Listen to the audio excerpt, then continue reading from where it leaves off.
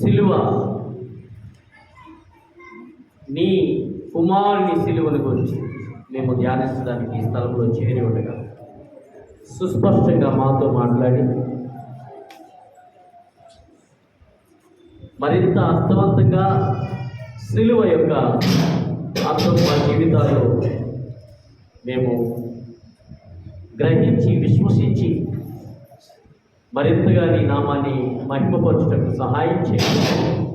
యేసు క్రీస్తు వారి దివ్యమైన నామములో ప్రార్థిస్తూ స్తుతిస్తూ ఆరాధిస్తూ కొనియాడుతూ నీ పాదముల చెంత సమర్పిస్తూ నాము తండ్రి. క్రైస్తవ విశ్వాస జీవితం మత సంబంధమైనది కాదు, పద్ధతులకు సంబంధించింది కాదు, ఆచారాలకు సంబంధించింది కాదు, విశ్వానికి సంబంధించింది, విశ్వాసానికి సంబంధించింది. ఈ విశ్వాసం మనలో జనించాలి అనంటే, ఈ విశ్వాసం మనలో ఫలించాలి అనంటే దేవుడే మనకు సహాయం చేయాలి. వారు ఆయన తట్టు చూడగా వారి ముఖములెన్నడూ లజ్జింపకపోవు. అంటే మానవ జీవితంలో మన చర్యలన్నీ కూడా సిగ్గుతో తలదించుకోవడానికి కారణమయ్యాయి.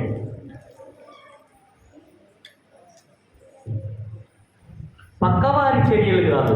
ఈ మాట చెప్పగానే మనం ఎవరి గురించి ఆలోచిస్తామంటే పక్కవారి గురించి ఆలోచిస్తాం. అది కాదు. ఈ ఆధ్యాత్మిక చీకటులను, బంధకాలను పటాపంచలు చేయడానికి, అంధకార సంబంధమైన రాజ్యాన్ని కూలదోయడానికి ఆయన సిలువ మీద మరణించాల్సి వచ్చింది. మట్టలాదివారం నుండి ఆయన్ని రాజుగానే చూస్తున్నారు. ఆయన కూడా నేను రాజునే అని ఒప్పుకున్నాడు. కానీ ఆయన బల్ల గుర్తి చెబుతుంది ఏంటంటే, నా రాజ్యము మీరు అనుకునేటువంటి రాజ్యము కాదు. ఈ భూమి మీద ఉన్న రాజ్యానికి అతీతమైంది, అసలు ఊహకు అందనిది.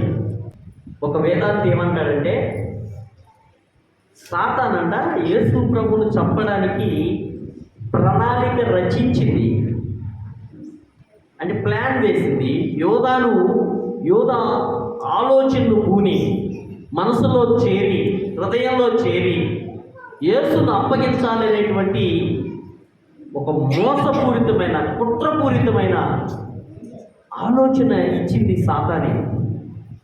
కానీ సాతాను ఆలోచన, సాతానికి ఏం జరుగుతుందో తెలియకుండానే సులువు మీద అతి భయంకరంగా సాతాను కుట్రను ఛేదించి సాతాను యొక్క తలను చితకద్రొక్కి మానవాళికి ఆయన విమోచన సిలువలో దయచేశాడు. దేవునికి స్తోత్రం. ఇది మనం అర్థం చేసుకోవడానికి సిలువకు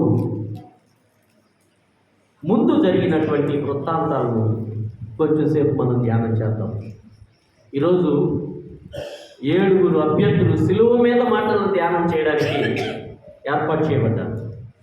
దానికంటే ముందు సిలువ ముందు జరిగిన వృత్తాంతం మనము ధ్యానం చేద్దాం. చూడండి, యోహాను సువార్త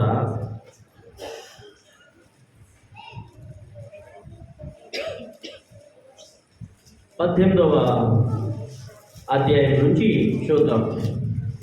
యేసు ఈ మాటలు చెప్పి తన శిష్యులతో కూడా కెద్రోను వాగు దాటిపోయారు. అక్కడ ఒక తోట ఉండేది. ఈ తోటనే ఏమంటామంటే గెత్సెమనే మనం. అక్కడ ఒక తోట ఉండేది, ఈనాటికి ఉంది. బైబిల్లో రాయబడిన ప్రతిదీ కూడా చారిత్రాత్మకమైనది, కాకన్బుడ్ స్టోరీస్ కాదు. యెరూషలేం వెళ్తే, గెత్సెమనే వనంలోనికి వెళ్తే యేసు ప్రభు ఏ తోటలో అయితే ప్రార్థించాడో, ఏ చెట్టు కింద అయితే ఆయన కన్నీరు కార్చాడో, చెమట రక్త బిందువుగా మోరనంతగా ఆయన గెలిపించాడో, ఆ చెట్లు ఈనాటికి సాక్ష్యమిస్తున్నాయి. ఆ చెట్లు ఒలీవ చెట్టు. ఒలీవ చెట్టుకి చావు లేదు. జలప్రలయ సమయంలో సృష్టి అంతా లయమైపోయినప్పటికీ అన్నిటికంటే ముందు చిగిర్చిందేంటి? అందుకే ఇజ్రాయేలుని దీవించేటప్పుడు కూడా దేవుడు ఏమని దీవించాడంటే కీర్తనలో, ఒలీవ చెట్టు వలె మొక్క వలె నీ పిల్లలు భోజనం మొక్క చెట్టు. ఒలీవ మొక్కను అంటే అంతము లేనిదన్నమాట. ఒలీవ మొక్క ఈనాటికి యేసు ప్రభు ప్రార్థించిన ఆ చెట్లు ఈనాటికి సాక్ష్యం ఇస్తున్నాయి. దేవుని మహాకృప వల్ల ఆ చెట్లు మేము చూసాం. అక్కడ గైడ్, ఇదిగో యేసు ప్రభు వారు ప్రార్థించింది ఈ చెట్టు దగ్గరే అని చెప్తూ ఉంటారు. అది ఒక చెట్టును చూపిస్తారు. ఇక్కడ ఆ ఒక తోట ఏంటంటే గెత్సెమనే వాడు. యేసు తన శిష్యులతో పలుమార్లు అక్కడికి వెళ్ళుచున్నవాడు కనుక ఆయనను అప్పగించి యూదాకును ఆ స్థలము కావున యూదా సైనికులను, ప్రధాన యాజకులను, పరిసయ్యులను పంపిన బంట్రోతులతోనూ వెంటబెట్టుకొని దివిటీలతోనూ దీపములతోనూ ఆయుధములతోనూ అక్కడికి వచ్చెను. యేసు తనకు సంభవింపనై ఉన్నవన్నీ ఎరిగిన వాడే. ఇక్కడ చూడండి, యేసు ప్రభువుకి మరుగై ఉన్నది ఏదీ లేదు. ఆయన సమస్తము ఎరిగినవాడు. ఎందుకు అనంటే ఆయన దేవుడికి అన్నీ తెలుసు. భవిష్యత్తు అంతా తెలుసు.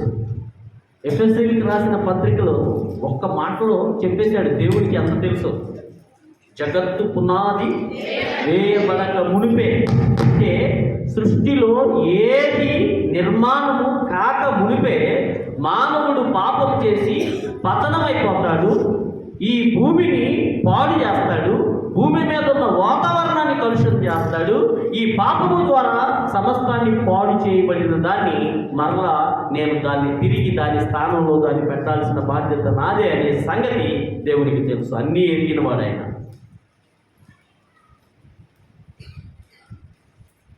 యేసుకు అన్నీ తెలుసు అని చెప్పండి. పక్కన క్షేత్రాన్ని చెప్పండి. ఎప్పుడు చెప్పరే? అసలు ఉన్నారా ఇక్కడ? షాక్ కొట్టినట్టుగా ఉంది కొంతమందికి. యేసుకు అన్నీ తెలుసు కాబట్టి యేసు ముందు మనం డ్రామాలు వేస్తే మనకంటే ఎర్రోళ్ళు పిచ్చోళ్ళు ఎవరు లేదు. ఈ విషయం తెలియని వాళ్ళు వేయొచ్చు డ్రామాలు. యేసుకు అన్నీ తెలుసు అనే విషయం తెలియని వాళ్ళు డ్రామాలు వేయొచ్చు. కానీ అన్నీ తెలిసిన దేవుని ఎదుట మనం డ్రామాలు వేస్తే ఎంత ఎర్రోళ్ళు. అందుకే ఆయన ఏమన్నాడు? కప్పుకొనక, దాచిపెట్టక, విడిచిపెట్టి. దేవుడు ఎంత ప్రభు చూపుతున్నాడో చూడండి. ఆయన అన్నీ ఎరిగిన వాడండి. మానవ విమోచన కొరకు ఆయన సమస్తాన్ని భరిస్తున్నాడు. అన్నీ ఎరిగిన వాడై ఉండెను. మీరెవరిని వెతుకుతున్నారని వారిని అడిగాను. అన్నీ తెలుసానికి, కానీ మనుషుల యొక్క భక్తిహీనత, బుద్ధిహీనత, మానవుల యొక్క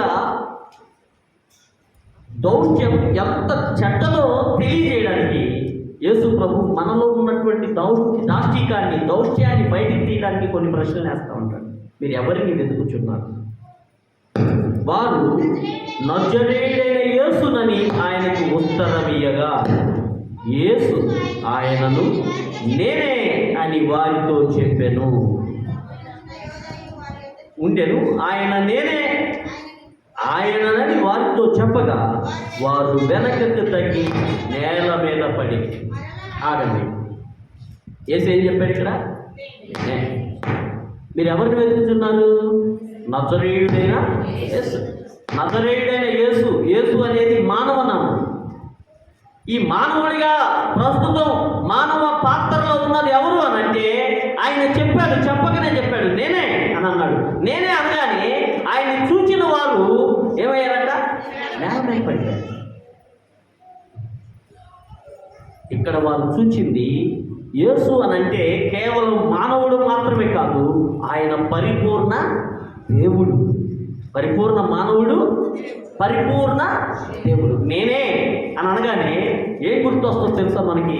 మండుచున్న పొద యొక్క మోషేకు ప్రత్యక్షమైన దేవుడు గుర్తొస్తాడు.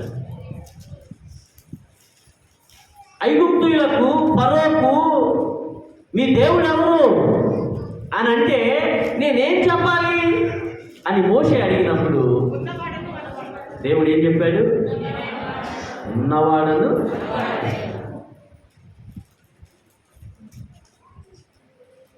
ఆ ప్రత్యక్షతను పోలి ఉంది. నేనే ఐ యామ్ దట్. ఉన్నవాడను అనువాడను అంటే ఏంటి? ఈ ఉనికంతటికి ఉన్నవాటన్నిటికీ ఆధారభూతులను. ఇప్పుడు అదే కోణంలో, అదే యాంగిల్లో యేసు ప్రభు చెప్తున్నాడు, నేనే I am that I am. నేనే ఉన్నవాడను. వెంటనే ఆ యేసును పట్టుకోవడానికి వచ్చిన వారు, ఆయన్ని బంధించడానికి వచ్చిన వారు నేల మీద పడిపోయారు. దేవుని వాక్యం ఏం చెప్తుందో తెలుసా? ఏ మనుషుడు ఎన్నడూ దేవుని చూడాలి. చూస్తే ఏమవుతారంట? చస్తారు.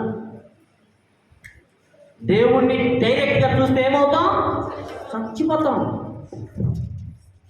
ప్రభువారు ఒక పర్యాయము మోషే, నాయనా నిన్ను చూడాలని ఉంది, నువ్వు నాతో మాట్లాడుతున్నావు, నేను చెప్పిందంతా తీసుకొని వెళ్ళి నీ ప్రజలకు చెప్తున్నా, కానీ నువ్వు నాకు కనపడ్డావు, నిన్ను చూడాలనిపిస్తుంది నాకు అని అంటే దేవాది దేవుడు ఏమన్నాడు? చూడలేవు మోషే, చూసి బతకలేవు, తట్టుకోలేవు కాదు, బతకలేవు.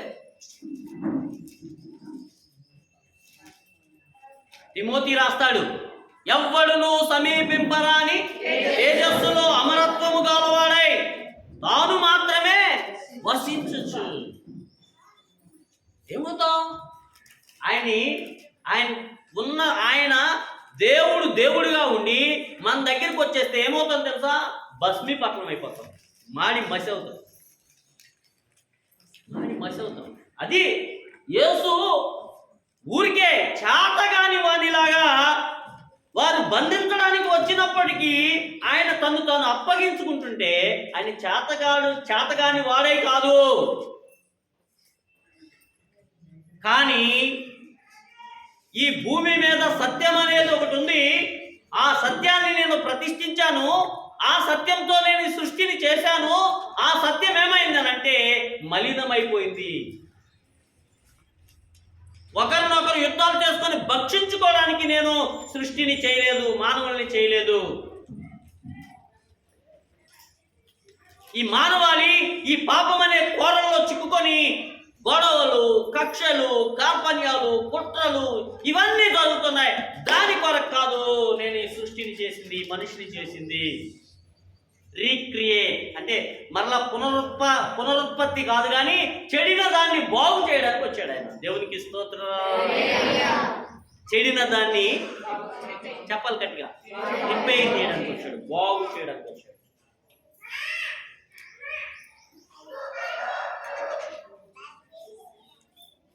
బాగు చేయడానికి ఆయనకి ఇష్టమే.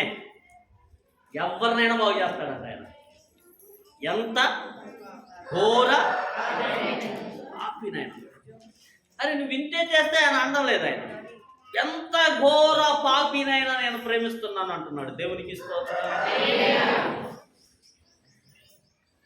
ఈరోజు ఆయన ఈ భూమి మీదకి వచ్చిన ఉద్దేశం మన జీవితాల్లో నెరవేరాలి అని అంటే ఆయన ఎందుకు వచ్చాడు మనకు పూర్తిగా అర్థం కాదు. వచ్చిన చూడు,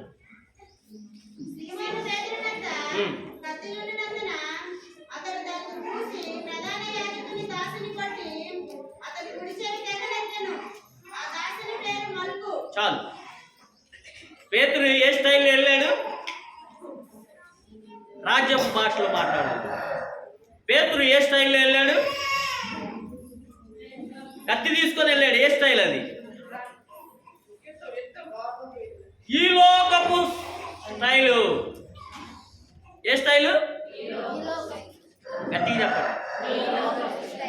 కత్తి తీస్తే నేను మనిషిని కాదురా, బైబిల్ పక్కన పెడితే నేను మనిషిని కాదురా, అంగీ ఇడిస్తే నేను అసలు నా స్వరూపమే కాదురా, ఇవన్నీ ఎక్కడ పద్ధతులు? ఇవన్నీ ఆ స్టైల్ని మనకి ఇవ్వడానికి రాలేదు ఈయన.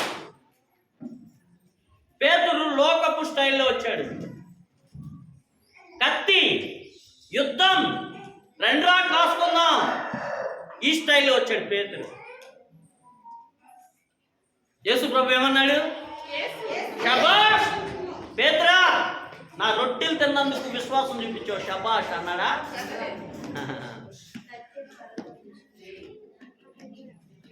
పేతురుని గద్దించాడు. No, this is not my style. ఇది నా పద్ధతి కాదు, ఇది లోకపు పద్ధతి.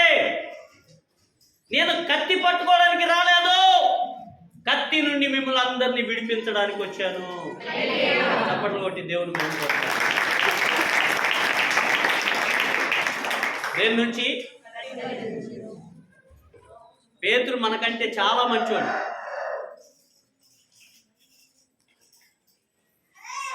ఎందుకు నేను ఈ మాట అంటున్నాను తెలుసా? పేతురు రియల్గా కత్తి పట్టుకున్నాడు. కానీ మన కత్తులన్నీ ఎక్కడుంటాయి? నాలుక మీద. Very good. ఇంకా హృదయంలో. అవకాశం వస్తేనా, ఎవరికి తెలియకుండా ఉంటేనా, ఈ పోలీస్ ఎంక్వైరీలు లేకపోతేనా, అసలు వీళ్ళందరినీ వేసి మా అత్తని వేసేసి, మా అన్నయ్యని వేసేసి, మా తమ్ముడిని వేసేసి, మా అక్కని వేసేసివే కదా. మీరు ఎన్నిసార్లు అంటలేదు? ఎన్నాడు?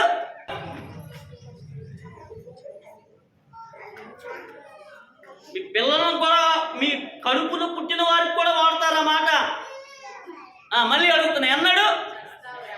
ధైర్యవంతురాలు మీరు ఎవరో చెప్తున్నారు.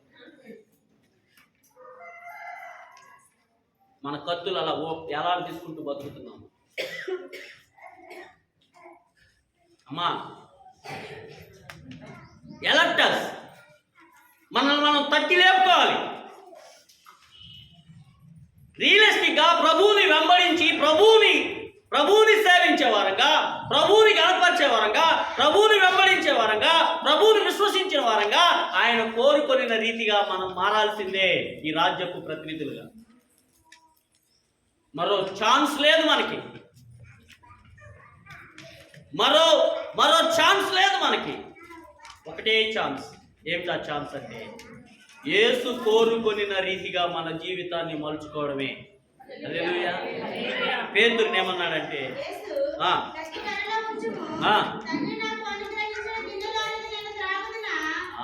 ఏంటంట? బాబు పేతురు, కంగారు పడమాక, నేను వచ్చింది ఎందుకు అని అంటే, నా తండ్రి నాకు ఒక గిన్నె ఇచ్చాడు. ఏమిటా గిన్నె? శ్రమల గిన్నె. ఏమిటా గిన్నె? తృణీకారం గిన్నె. ఏమిటా గిన్నె? అవమానం గిన్నె. ఏమిటా గిన్నె? నమ్మక ద్రోహం అనే గిన్నె. నమ్మక ద్రోహం. మీకు సంగతి తెలుసా? నమ్మక ద్రోహం చేశారని పిచ్చి వాళ్ళు అయిన వాళ్ళు ఈ భూమి మీద ఎంతో మంది ఉన్నారు. పాపం వాడి తల్లిదండ్రులు వాడిని కష్టపడి చదివించి ప్రయోజకునిగా చేస్తే ఏ పిచ్చమ్మాయో కలుస్తుంది. ఆ పిచ్చమ్మాయి ఏం చేస్తుందంటే, ఇన్నొకనొక రోజున నట్టేట ముంచేసిందని ఈడేమైపోతాడు అంటే, ఇది లవ్ స్టోరీ గురించి. కొంతమంది వ్యాపారాల్లో మన ఇద్దరం కలిసి వ్యాపారం చేద్దామని ప్రారంభిస్తారు. వాడు ఏం చేస్తాడు? నమ్మించి నట్టేట మించేస్తాడు. ఈడేం చేస్తాడు? దుడ్డు పీకేసుకుంటాడు. నేను పిచ్చోడు అయిపోతాడు. ఇప్పుడు వీటన్నిటికీ రెమెడీ ఏంటంటే, యేసు ప్రభు ఏమన్నాడు తెలుసా? ఈ శ్రమల గిన్నెను నేను త్రాగడానికి వచ్చాను. ఈ శ్రమల గిన్నె నాకు ఇవ్వబడింది. నా తండ్రి ఇచ్చిన గిన్నె ఇది. దీన్ని నేనేం చేస్తున్నా అంటే మింగేస్తున్నా. అంటే ఈ ఈ ఈ ఈ పరిస్థితి గుండా వెళ్ళే ప్రతి ఒక్కరూ యేసు ప్రభువుని చూసిన వెంటనే మనకేమొస్తుందనంటే నెమ్మది వస్తుంది. మనకంటే ఎక్కువ మోసపోయిన ఆయన, మనకంటే ఎక్కువ తృణీకరింపబడిన ఆయన, మనకంటే ఎక్కువ అన్యాయానికి గురైన ఆయన, మనకంటే ఎక్కువ అన్నిట్లో ఎక్కువే ఆయన. ఎబ్రీ పత్రికలో ప్రభు ఏమంటాడంటే అన్నిట్లో నేను జ్యేష్ఠుడను, అన్నిట్లో నేను జ్యేష్ఠుడను. ఎవరన్నా నిన్ను మోసగించారా? నాకంటే ఎక్కువ నిన్నెవడో మోసం చేయరు. ఎవరైనా నిన్ను అన్యాయం చేశారా? నాకంటే ఎక్కువ. ఎవరైనా నిన్ను కొట్టారా? హలో, నాకంటే ఎక్కువ కొట్టలేదు. యేసు ప్రభుని ఎన్ని దెబ్బలు కొట్టారు? అదే వాక్య జ్ఞానం లేకపోవడం అంటే. అది యూదా శిక్ష. యూదులు శిక్షిస్తే 40 దెబ్బల కంటే ఎక్కువ కొట్టకూడదు. యూదులు వ్యక్తికి శిక్ష వేస్తే ఆ వ్యక్తిని 40 దెబ్బల కంటే ఎక్కువ. అందుకని వాళ్ళు ఏం చేస్తారు తర్వాత లెక్క పెట్టుకొని 39 కొడతారు. పొరపాటు ఎక్కువ కొట్టేస్తారు మేము. కానీ యేసు ప్రభుని కొట్టింది ఎవరు?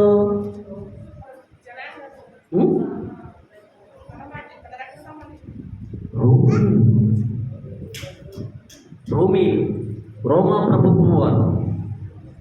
రోమీలకి యూదా చట్టాలతో పని లేదు. ఎంతలా కొట్టాలి ఇన్ని? యేసు ప్రభుని ఎలా కొట్టాలని లేఖనాలు రాయబడి ఉన్నాయి.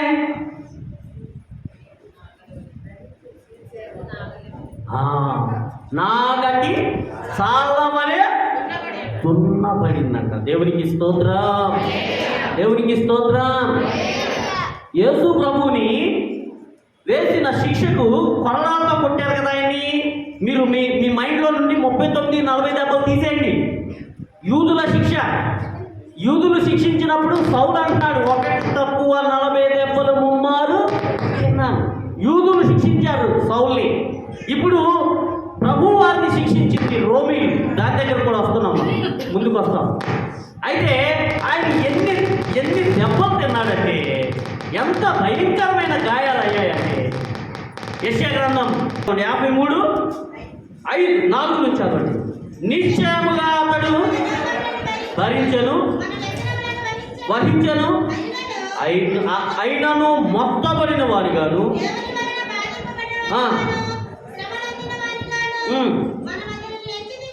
అక్కడ దాకా అక్కర్లేదు. ఇక్కడ చూడండి 2వ వచనం. లేత మొక్క వలెను ఎండిన భూమిలో మొలిచిన మొక్క వలెను అతడు ఆయన ఎదుట అతనుకు స్వరూపమైనను సొగసైనను లేదు. మనం అతన్ని చూచి అపేక్షించినట్లుగా అతని ఎదుట స్వరూపము లేదు. అతడు తృణీకరింపబడిన వాడు,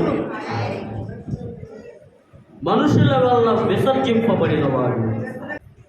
10వ వచనం చూడండి. అతని నలుగగొట్టుటకు యెహోవాకు మాయ. మనుషులు చూడనల్లని వానిగా అయిపోయాడంట ఆయన.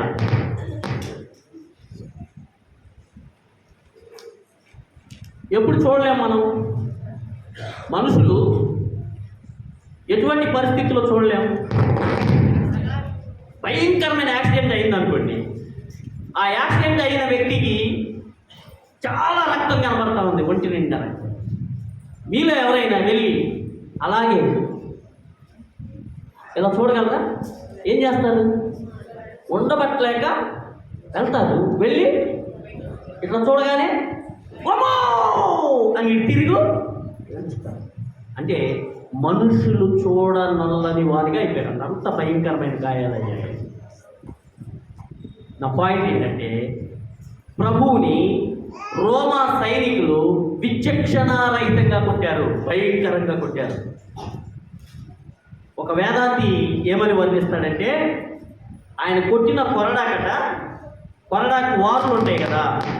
మనందరికీ అర్థమయ్యే భాషలో చెప్పాలంటే చెర్నాకోలు ఉంటుంది. చెర్నాకోలు చర్నాకోల్కి ఇలా లెదర్ వార్లు ఉంటాయి. లెదర్తో ఇలా దారాలుగా ఉంటాయి.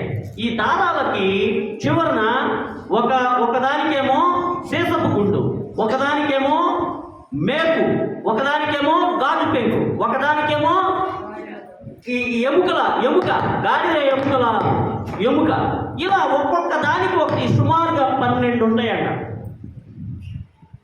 ఈ 12 వారులకి ఇలా పెట్టిన తర్వాత ఆయన కొట్టేవాడు ఇలా కొరడ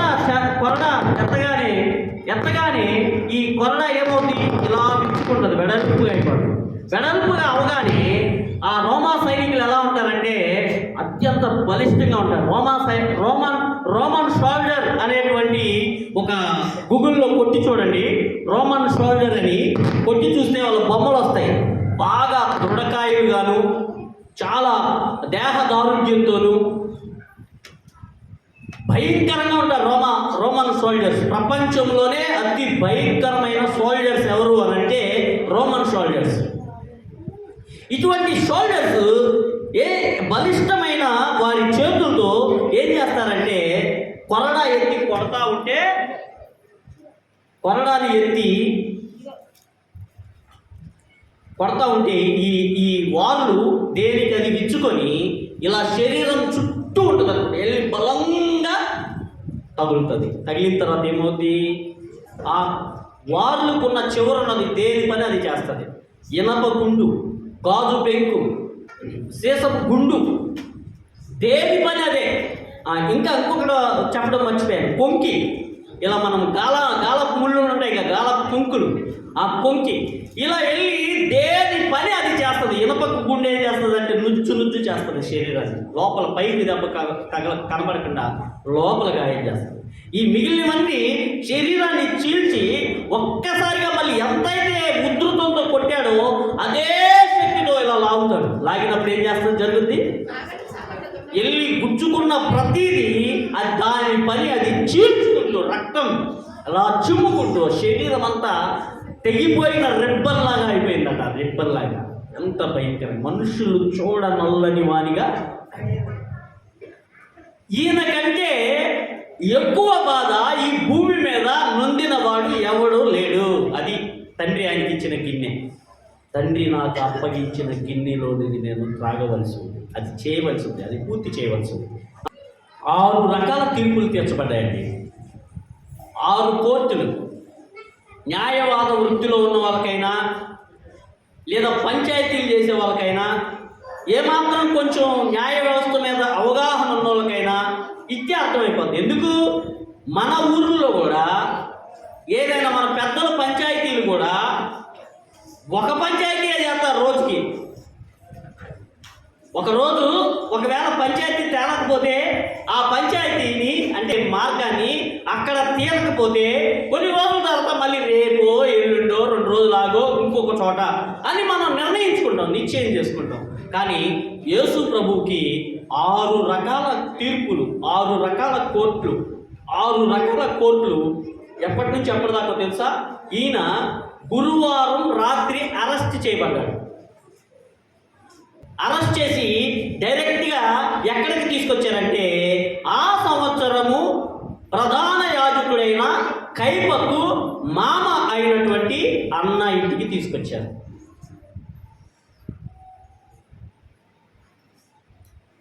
ఆ తర్వాత కైప దగ్గరికి తీసుకెళ్ళారు. ఆ తర్వాత సన్హెడ్రిన్ సభకు తీసుకెళ్ళారు. అంటే 3 రకాల తీర్పులు, మత సంబంధమైన తీర్పులు. ఇవి యూదులు తీర్పులు. ఇప్పుడు 18వ అధ్యాయము ఇప్పుడు చదివిన దగ్గర చదువునా 12వ వచనం. యేసును పట్టుకొని ఆయన్ని బంధించి మొదట అన్న యొద్దకు ఆయనను తీసుకొని పోయింది. తర్వాత 24వ వచనం చదువు.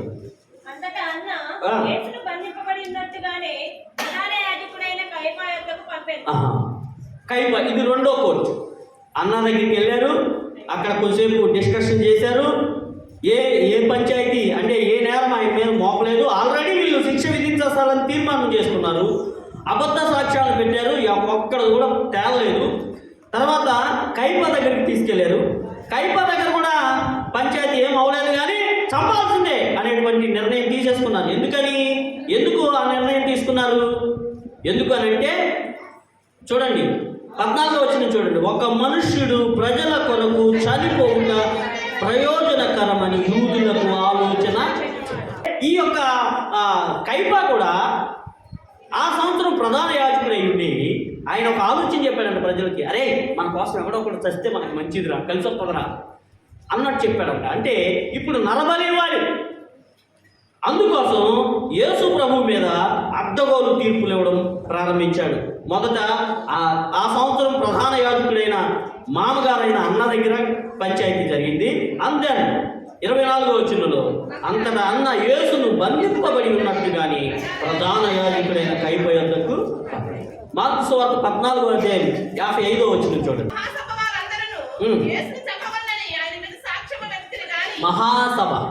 మహాసభ అంటే సన్హెడ్రిన్ సభ. ఇది యూదులకు సుప్రీంకోర్టు లాంటిది, ఇజ్రాయేలీకి. మొదట అన్నా దగ్గరికి వెళ్ళారు, అక్కడ ఒక పంచాయతీ చేశారు. కైపా దగ్గరికి వెళ్ళారు, అక్కడ పంచాయతీ చేశారు. ఈ ఇరు చోట్ల ఏమని తీర్మానం చేసుకున్నారంటే చంపాల్సిందే. అనేక అబద్ధ సాక్ష్యాలు పెట్టారు, ఒక్కడు కూడా రుజువు కాలేదు. అయినా వాళ్ళు ఏమని నిర్ణయం తీసుకున్నారు? చంపాల్సిందే. సన్హెడ్రిన్ సభకు తీసుకొని వెళ్ళారు. సన్హెడ్రిన్ సభ అంటే యూదులకు సుప్రీంకోర్టు లాంటిది, ఇజ్రాయేలీలకు సుప్రీంకోర్టు లాంటిది. ఈ సన్హెడ్రిన్ సభలోని సభ్యులే నికోదేము, అరిమత్తయి, యోసేపు, ఆ 70 మంది దాంట్లో సభ్యులుంటే ఈ ఇద్దరు నీతిమంతుల గురించి రాయబడి ఉంది. ఈ నీతిమంతులు అంటే అందరూ చెడ్డవారు కాదు, నీతిమంతులు కూడా దానిలో ఉన్నారు. ఈ సన్హెడ్రిన్ సభ వీళ్ళు ఏం చేశారంటే ఇంకా మన అబ్బాయి చంపాల్సిందే అని తీర్మానం చేసుకున్నాక రోమీల దగ్గరికి తీసుకొని వెళ్ళారు. ఎందుకు తీసుకెళ్లారు రోమీల దగ్గరికి? 18వ అధ్యాయం 32వ వచనం చాలు. యోహాను సువార్త 18వ అధ్యాయం. ఎందుకు? మరణ శిక్ష విధించే అధికారం యూదులకు లేదు. అప్పుడు వీరిని గవర్నెన్స్ చేస్తున్నది ఎవరు? పరిపాలిస్తున్నది ఎవరు? రోమీలు, పిలాతు, హేరోదు, కైసర్ చక్రవర్తి, వీరి పరిపాలకులు. అందుకని వీరికి మరణ శిక్ష వేసే అధికారం ఉంటే చంపేసేవాళ్ళే. ఈ అధికారం లేదు కాబట్టి ఈ 3 చోట్ల 3 మత సంబంధమైన తీర్పులు అయిపోయిన తర్వాత రోమా గవర్నెన్స్ దగ్గరికి తీసుకెళ్ళారు. ఇప్పుడు ఎన్ని తీర్పులు అయ్యాయి? 6 కాదు, 3 అయ్యాయి. 3 అంటే ఇక్కడ రాలా 4 దగ్గరికి. ఎందుకు? సన్హెడ్రిన్ సభ నుండి రోమా గవర్నమెంట్ దగ్గరికి తీసుకెళ్లారంటే మరణ శిక్ష విధించే అధికారం వీరికి లేదు. ఇప్పుడు చదవండి.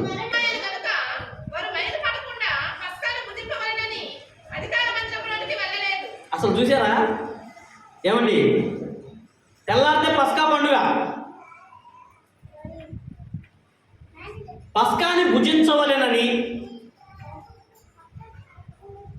భుజించకుండా పస్కా భుజించే టైంలో అన్యుల గడప దొరికితే మైలు పడిపోతామని, అపచారం అయిపోద్దని. వింటున్నారా? పిలాతు ఇంటి గడప తొక్కితే ఏమవుతారంటే వీళ్ళు. కానీ నీతిమంతుని చంపితే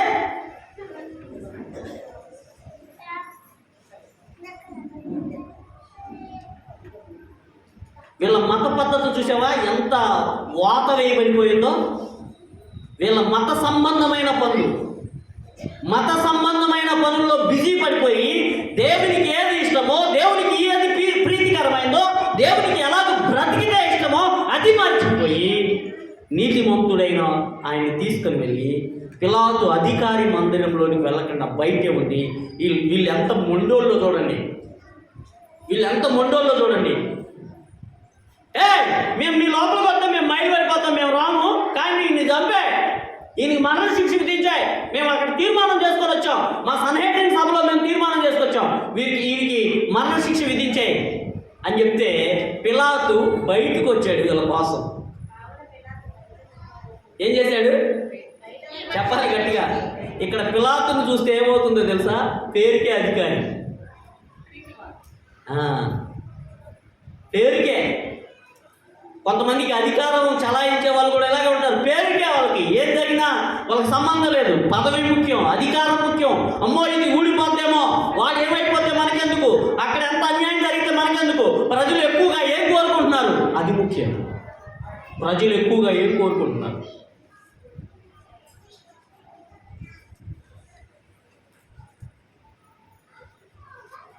దేవుని రాజ్య ప్రతినిధులమైన మనము ఎక్కువ మంది ఏమనుకుంటున్నారనే దాంట్లో కాదు మనకు సంబంధం. దేవుడు ఏం కోరుకుంటున్నాడు అనే మనస్సాక్షి మనకు ఉండి తీరాలి. ఒకళ్ళు కూడా చెల్లించలేదే. మన మత సంబంధమైన పద్ధతులన్నిటికీ అప్పుడు వ్యాలిడిటీ వస్తుంది.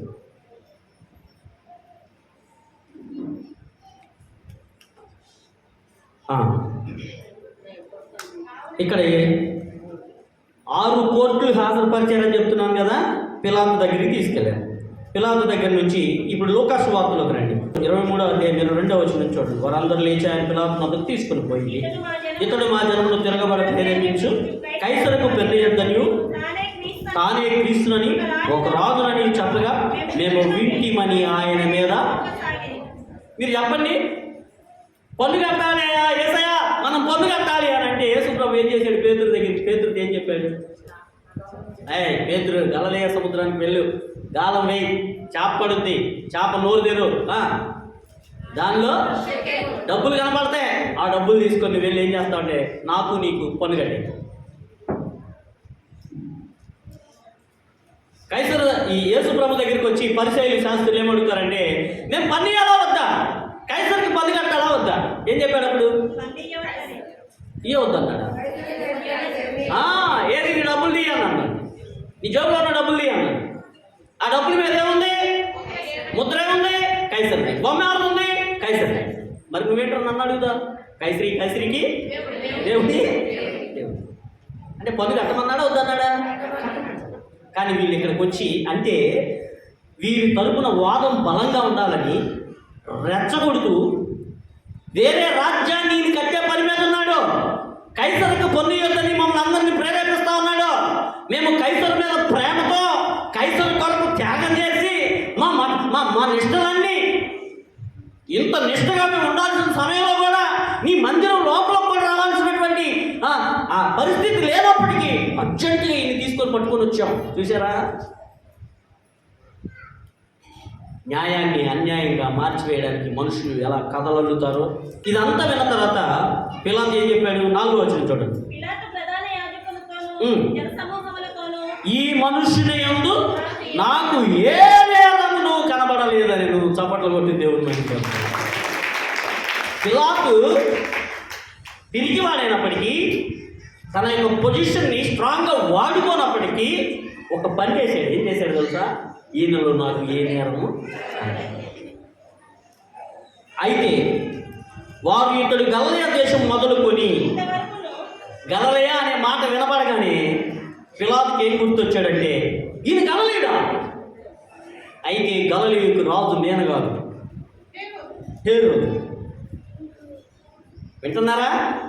మీరు అర్జెంటుగా ఉన్న బలంగా ఏం చేస్తారంటే, పస్కా పండుగ కదా, పండుగ తినాలి కాబట్టి హేరోదు కూడా యెరూషలేములోనే ఉన్నాడు. ఆయనకు ఒక క్వార్టర్ ఉంది యెరూషలేములో, గెస్ట్ రూమ్లు ఉంటాయి కదా. హేరోదు దగ్గరికి ఈయన తీసుకొని వెళ్ళిపోండి. పిలాతుకి ఏం అందుబాటుట్లా, వీళ్ళు నేరం ఏమీ లేదు. వీళ్ళు ఏమని అడుగుతున్నారు? చంపమని అడుగుతున్నారు. ఇంత అన్యాయంగా నేను అలాగా చంపనని ఇతనికి మనస్సాక్షి ఒప్పుకోక ఒక చిన్న అవకాశం దొరికింది. దీనికి ఏంటి అవకాశం అంటే హేరోదు అనే పేరు వెంబడింది, గలిలయ అనే పేరు వెంబడింది. వెంటనే ఏం చెప్పాడు? హేరోదు యొద్దకు తీసుకున్నాడు. చూడండి, చదువున్నాను 8వ వచనం. హేరోదు యేసును చూసి మిక్కిలి సంతోషించాడు. ఎందుకు సంతోషించాడు హేరోదు? హేరోదు కట యేసుని గురించి ఎప్పటి నుంచో వింటున్నాడు. యేసుని గురించినటువంటి మాటలు, ఆయన చేసే అద్భుతాలు, ఆయన బోధలు, వీటన్నిటిని గురించి వింటున్నటువంటి ఈయన ఏం చేశాడు తెలుసా? హేరోదు చూడలేకపోయాడు. కానీ ఇతని కోరిక తీరింది. యేసే వచ్చేసాడు ఆయన దగ్గరికి, హేరోదు దగ్గరికి వచ్చాడు. మిక్కిలి సంతోషించాడు. హేరోదు యేసును చూచి మిక్కిలి సంతోషించాడు. ఆయన గురించి చాలా సంగతులు వినినందున ఆయన ఏదైనా ఒక సూచిక క్రియ చేయగా చూడ నిరీక్షించి బహుకాలము నుండి ఆయనను ఏం చూడాలనుకుంటున్నాడంట? అద్భుతం. చెప్పండి, అందరు చెప్పండి, గట్టిగా చెప్పండి, జోర్సే బోలో అంటే గట్టిగా చెప్పండి అని హిందీలో అడుగుతున్నాను అంతే. మీరు ఒకవేళ కనుక అటు ఇటు డైవర్ట్ అయి ఉంటే చెప్తారండి. మళ్ళీ చెప్పండి, అందరూ చెప్పండి, గట్టిగా చెప్పండి. మీరు కూడా దేనికోసం చూస్తూ ఉంటారు? మీ ప్రార్థనలు ఏమో అడుగుతారు? ఒక అద్భుతం చేయండి. నువ్వు అడిగావని అద్భుతం చేసేవాడు కాదు ఈయన. నువ్వు నమ్మితే నమ్ము, సస్తే చాలు. నీకోసం నా కోసం అద్భుతాలు చేయని అద్భుతకారుడే. అద్భుతాలు, ఆ అద్భుతానికి అద్భుతం చేయగలిగిన సామర్థ్యం కలిగిన వాడు ఈయన. కానీ నిన్ను సంతోషపెట్టడానికో అద్భుతం చేయడిన. హేరోదు అద్భుతం చేయాలని అడిగితే అక్కడ డిసప్పాయింట్ అయిపోయాడు. అయితే 9వ వచనం చూడండి. ఆయన చూచినప్పుడు చాలా ప్రశ్నలు వేసినను ఆయనకి అతనికి ఉత్తరమేమీ మన అదే పోలు కూడా నమ్మేనమ్మా. రాజులకు రాజైనా మన విభుని పూజ చేయుటకు రండి. రాజులకు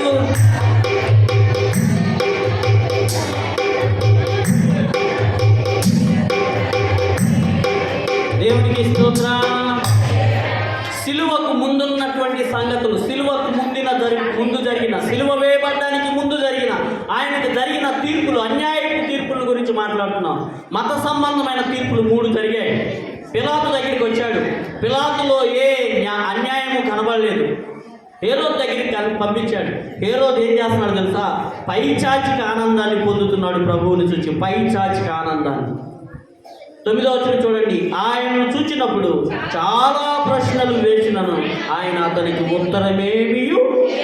ప్రధాన యాజకులు, శాస్త్రులు నిలవబడి ఆయన మీద తీక్షణముగా నేరము మోపేది. హేరోదు తన సైనికులతో కలిసి ఆయన్ని తృణీకరించి అపహసించి ఆయన ప్రశస్తమైన వస్త్రమును తొలగించి, చూడండి, ఏ విధమైన నేరం ఆయనలో కనబడకపోయినా ఈ హేరోదు ఎంత అన్యాయంగా ప్రవర్తించాడు చూడండి. ఆయన వస్త్రాలు తీసేసి అపహసించి తృణీకరించి సైనికులతో కొట్టించి ఎక్కడుంది ఈ మాట? 15వ వచనం చూడండి. హేరోదునకు కూడా కనపడలేదు. ఏం కనపడలేదు? నేరం కనపడలేదు. ప్రియమైన దేవుని బిడ్డలారా, గమనించండి. ఇంతకంటే అన్యాయం జరిగిన వారు ఈ భూప్రపంచంలో ఎక్కడ ఎవరు లేరు. అన్యాయం తీర్పు, అన్యాయానికి గురి అవుతున్న వారులారా, అన్యాయం గుండా వెళ్తున్నవారా, అన్యాయాన్ని ఓర్చుకుంటున్న వారులారా, అన్యాయాన్ని భరించాల్సి వచ్చిన వారులారా, నీ ప్రభువు నీకంటే ఎక్కువ అన్యాయాన్ని భరించాడు.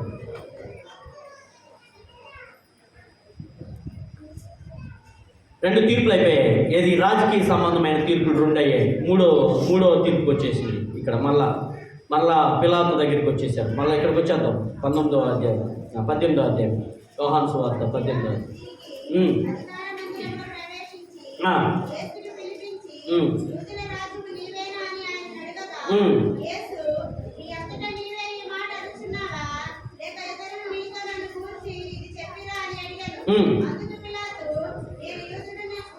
నేను యూదుడనా ఏమి? నీ స్వజనమును ప్రధాన యాజకులను నిన్ను అప్పగించిరి కదా, నీవేమి చేసివని అడగగా యేసు, చూడండి, ఆయన యొక్క ఉద్దేశం అంతా ఇక్కడ చెప్పేస్తున్నాడు. నా రాజ్యము ఈ లోక సంబంధమైనదైతే, చూడండి, ఈ లోక సంబంధమైనదైతే అనే మాటకి అర్థం ఏంటంటే ఈ భూమి మీద జరిగే వాటికి కాదు అని కాదు. ఈ భూమి మీద ఎలా ఉందనంటే అన్యాయం రాజ్యం వెళ్తా ఉంది. ఈ భూమి మీద ఏం జరుగుతూ ఉందంటే రాజులు అనబడే వాళ్ళు అనగదొక్కుతూ ఉన్నారు ప్రజలను. ఈ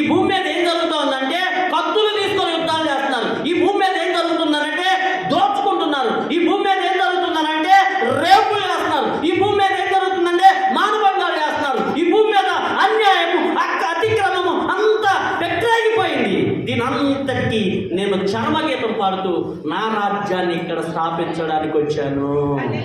చప్పట్లు కొట్టి దేవుని అయిపోతాం. యేసు ప్రభు వచ్చింది, యేసు ప్రభు వచ్చిందందుకు మన రాజు, మన చక్రవర్తి, రాజులకు రాజు, ప్రభువులకు ప్రభు, ఈ భూమి మీద ఉన్న ఈ లోక సంబంధమైన రాజ్యాలకు అతీతమైన రాజ్యము ఇక్కడ నిర్మించడానికి ఆయన వచ్చాడు. ఈ రాజ్య సంబంధులైన వారు అందరూ కూడా యేసు ప్రభు వెళ్ళిన మార్గం గుండా వెళ్ళాల్సిందే, మరో మార్గం. నిన్ను అవమానించారా? అవమానించారా? నన్నెవరండి అవమానించారు? అంత దమ్మ? నేనే అందరినీ. నీకు ఆయన రాజ్యానికి సంబంధం సీరియస్. ఇలాగైతేనే ఆయన దగ్గర ఉండండి. ఆయన కూడా నువ్వు నన్ను వెంబడించని జుట్టు పట్టుకొని అంటలేదు. ఎవడైనా నువ్వు నన్ను వెంబడింపగోరిన ఎడల తన్ను తాను తన సిలువను ఎత్తుకొని నేను ఎలాగ వెళ్ళానో అదే పద్ధతిలో నన్ను వెంబడించాను. వేషాలు వేసేవాడు నాకు అక్కర్లేదు.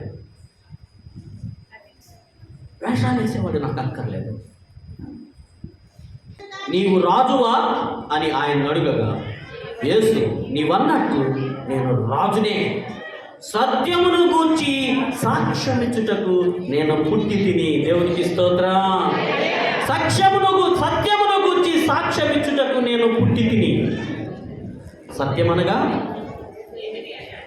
సత్య సంబంధి అయిన ప్రతివాడు నా మాట విను. అందుకు పిలాతు సత్యమనగా ఏమిటి అని ఆయనతో చెప్పాడు. ఈ ప్రశ్న అడిగి పిలాతు ఏం చేశాడంటే అవివేకంగా అక్కడ నుండి వెళ్ళిపోయాడు. పర్ఫెక్ట్ క్వశ్చన్ వేశాడు, పర్ఫెక్ట్గా అడిగాడు. సమాధానం చెప్పబోయే లోపే లేదా సమాధానం కొరకు ఎదురు చూడకుండా ఏం చేశాడు? అక్కడ నుండి వెళ్ళిపోయాడు. ఇప్పుడు మీరు చెప్పండి, సత్యం అనగా ఏంటి? యేసు జీవించిన జీవితమే, యేసు పందానే ఇది శాశ్వతమైంది, స్థిరంగా నిలిచి ఉండేది, యుగములకు మనకు బలాన్ని ఇచ్చేది, చేయూతనిచ్చేది, మనం మహిమలో నుండి అత్యధిక మహిమలోనికి తీసుకుని వెళ్ళేది యేసు అనుసరించినటువంటి పందానే, మార్గమే, ద్వారనే. ఈ మార్గమే మనం అనుసరించాలి. ఈ గుడ్ ఫ్రైడే రోజున ఆయన మరణం నుండి మనం ఏం నేర్చుకోవాలంటే, ఆయన మరణించింది చేతగాని వాళ్ళక కాదు, చేతగాక కాదు, యుద్ధం చేయలేక కాదు, అందరినీ సంహరించక కాదు. ఈ లోకపు పద్ధతులు అవి. ఆయన ఏం చేశాడు తెలుసా? ఈ సిస్టమ్ని మార్చివేయడానికి వచ్చాడు ఆయన భూమి మీదకి. హల్లెలూయా. ఈ సిస్టమే, ఈ పద్ధతినే మార్చేశాడు. ఈ భూమి మీద పునాది, నూతన రాజ్యపు పునాదిని వేయడానికి వచ్చాడు ఆయన. ఆ రాజ్యపు పునాది మీద అపస్తులు కట్టబడ్డారు, సంఘం కట్టబడింది. వేల సంవత్సరాల కన్నా అన్యాయానికి గురవుతూ సంఘం ప్రత్యేకంగా నిలబడింది. ఇక్కడున్న మనం ప్రత్యేకంగా ఉన్నామా? లోకంలో కలిసిపోయామా? లోకంలో ఉన్న పద్ధతుల కంటే, లోకంలో ఉన్న కుట్రల కంటే ఎక్కువ ఇక్కడ జరుగుతూ ఉంటే ఇది సంఘం ఆయనది కాదు, ఈ సంఘం ఆయనది కాదు. దయచేసి అర్థం చేసుకోకండి. ఆయన రాజ్యం టోటల్లీ డిఫరెంట్. ఈ రాజ్యంలో మనం ప్రతినిధులుగా ఉండాలి అంటే ఆయన వెళ్ళిన మార్గం గుండా వెళ్ళడం తప్ప వేరే మార్గం లేదు. మోకరించండి, ప్రార్థన చేసుకుంటాం.